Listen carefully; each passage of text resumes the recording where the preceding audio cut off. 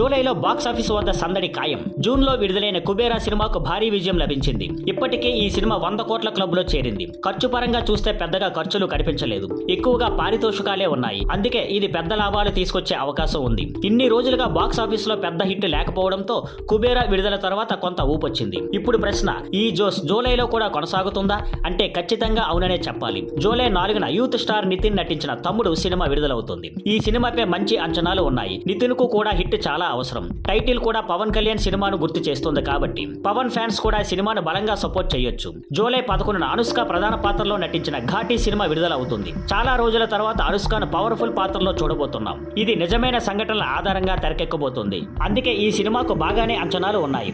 July 24న Pawan Kalyan నటించిన హరిహర వీరమల్లు వస్తుంది. ఇది మొఘలులపై తిరుగుబాటు నేపథ్యంలో ఉండబోతుంది. పాన్ ఇండియా రిలీజ్ గా ప్లాన్ చేస్తున్న ఈ సినిమాపై భారీగా అంచనాలున్నాయి. 100 కోట్ల వసూలు రాబట్టే అవకాశం ఉంది. ఇదే నెలలో విజయ్ దేవరకొండ నటిస్తున్న కింగ్డమ్ కూడా విడుదలయ్యే అవకాశం ఉంది. ఇప్పటికే రిలీజ్ చేసిన టీజర్ పోస్టర్లతో అంచనాలు భారీగా పెరిగాయి. త్వరలో పోస్ట్ ప్రొడక్షన్ పనులు పూర్తవుతాయని చిత్ర బృందం అంటోంది. మొత్తంగా చూస్తే జూలైలో బాక్సాఫీస్ రచ్చ ఖాయంగా కనిపిస్తోంది. Thank you for watching. Please like, share and subscribe.